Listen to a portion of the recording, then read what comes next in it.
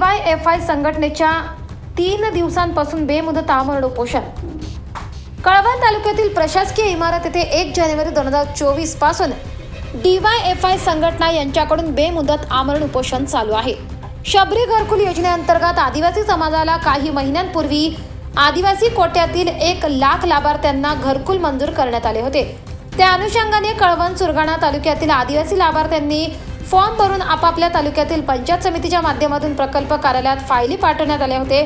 त्या फायलींवर आतापर्यंत काही कार्यवाही झाल्या नसल्याने संघटनेच्या माध्यमातून उपोषण करण्यात आले। या उपोषणाला विविध राजकीय व सामाजिक संघटनांनी पाठिंबा दिला आहे। कळवण सुरगाणा तालुक्यातील माजी आमदार JP गावित साहेब यांनी पाठिंबा देत सरकारला अल्टिमेटम देण्यात आले की यावर लवकर उपाययोजना करण्यात आली नाही तर नाशिक येथे जिल्हाधिकारी कार्यालयावर भव्य आगळावेगळा आंदोलन करण्यात येईल। शबरी घरकुल योजनेचा विषय जो आहे तो महाराष्ट्रामध्ये अत्यंत महत्त्वाचा विषय आहे। आदिवासी विकास विभागामार्फत ही संपूर्ण शबरी घरकुल योजनेची रक्कम आहे ती वितरित केली जाते, परंतु ज्या लाभार्थ्यापर्यंत ही रक्कम जायला पाहिजे, जे टार्गेट दिलेलं आहे, जे उद्दिष्ट दिलेलं आहे त्या लोकांपर्यंत जायला पाहिजे ते जात नाही। आणि ते न जाण्यासाठी अधिकारी वर्ग, कर्मचारी वर्ग हा जाणून बुजून त्याच्याकडे दुर्लक्ष करतो आणि त्याच्याकडं ते जाणार नाही याची पण खबरदारी घेतो। आणि म्हणून अनेक ठिकाणी याचे उद्दिष्ट पूर्ण होतच नाही, परंतु ज्या ठिकाणी जागृत लोक आहेत, ज्या ठिकाणी गरजू लोक आहेत, त्या लोकांनी जे घरकुलाच्या मागणीचे फायली तयार केलेले आहेत आणि ग्रामपंचायतने त्याला पास केलेले आहेत, त्याचा ठराव मंजूर केलेले आहेत। ते संबंध घरकुलाचे ठराव घेऊन आणि त्यांच्या प्रस्ताव हे BDO मार्फत प्रकल्प अधिकाऱ्यापर्यंत आलेले आहेत, परंतु आता प्रकल्प स्तरावरती ते तसे धूळखात पडले आणि ते पाठीमागे देण्याच्या तयारीमध्ये होते। आणि त्यामुळं इथं हे नाईलाजाने ही संबंध घरकुल योजना लोकांपर्यंत गेली पाहिजे, लाभार्थी त्यांच्यापर्यंत गेली पाहिजे याच्यासाठी हे आंदोलन सुरू केलं। आंदोलन सुरू केल्यानंतर लक्षात आलं की याच्यासाठी पैसे आहेत। मंत्री पण म्हणतात, काल मी गेलो होतो विजयकुमार गावित साहेबांना भेटलो, त्यांच्या बंगल्यावरती मुंबईला गेलो, चित्रकूट म्हणजे बंगल्यावरती, आणि त्याने सांगितलं की असं कुठल्याही महाराष्ट्रामध्ये वंचित लाभार्थी राहणार नाही। जिथं ज्याला टार्गेट दिलेलं आहे त्याच्यापेक्षा प्रस्ताव जास्त असतील तर ते सुद्धा विचारात घेतले जातील, ते वेटिंगवरती ठेवले जातील।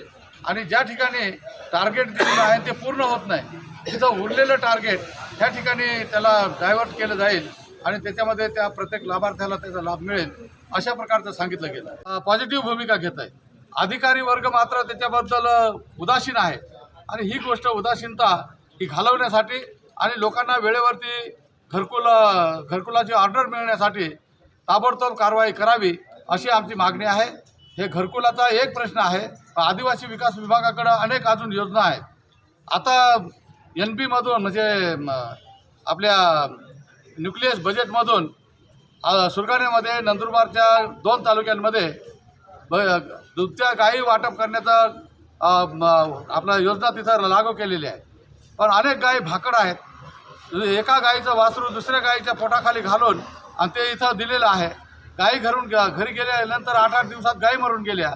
तेव्हा ही जी काही अंमलबजावणी करणारी यंत्रणा आहे ही यंत्रणा निव्वळ आदिवासींची फसवणूक करते। आदिवासींना 1.5 लाखामध्ये 2 गायी घेऊन द्यायच्या, त्या गायीची किंमत म्हणजे खरे जे वितरण होतं आहे ती 15,000 सुद्धा त्या गायीची किंमत नाही।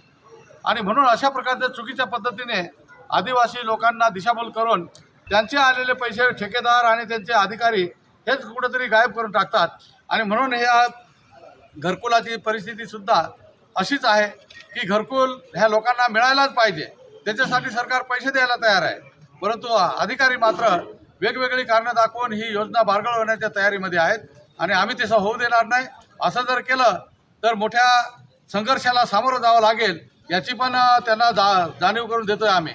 आणि म्हणून ही जी काही घरकुलाच्या संदर्भामधली लढाई आहे ती लवकरात लवकर सरकारने लक्षात घेऊन घरकुल आता जो काही सरकारने दिलेला निर्देश आहे, सरकारच्या मार्गदर्शनाखाली घरकुल योजनेचा जो वाटप आहे ते तात्काळ झालं पाहिजे अशी आमची मागणी आहे.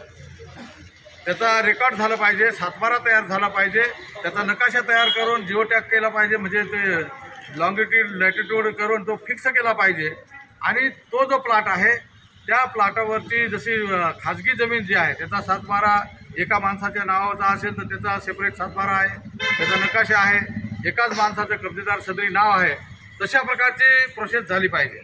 इथं मात्र आतापर्यंत जे काही वन जमिनीची अंमलबजावणी झाली, एका गावामध्ये देशगाव आपलं कळवणमधलंच गाव आहे, देशगाव आणि थरले दिगर, इथं 250 लोकांचा एक सातबारा आहे.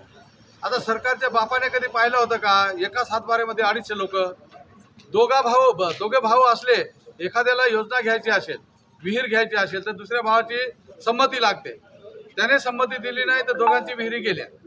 आता इथं जर 250 लोकांमधला एक कोणीतरी वैरी कोणाचा सापडतोय आणि त्याला जर योजना घ्यायची असेल तर त्या दुसऱ्या माणसाची संमती लागेल, 250 लोकांची संमती लागेल आणि 250 लोकांपैकी 2 लोकांनी दिली नाही तरी त्याची योजना फुलफिल होत नाही.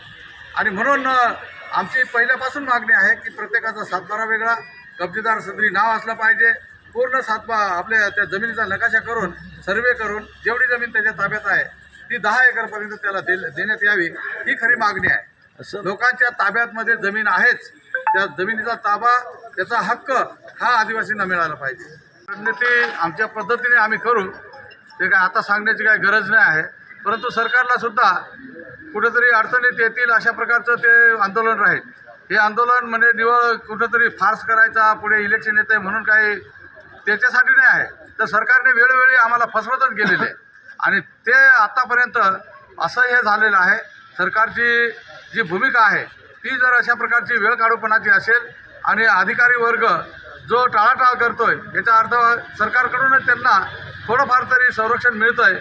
नाहीतर सरकारची योजना जेव्हा एकदा डिक्लेअर झाली तर ती योजनाची अंमलबजावणी झाली पाहिजे आणि वरचा अधिकारी खालच्या कर्मचाऱ्याकडं योजनेची अंमलबजावणी करायला देतोय, तेव्हा जर ती झाली नाही तर वरच्या अधिकाऱ्याने त्याच्यावर ॲक्शन घ्यायला पाहिजे.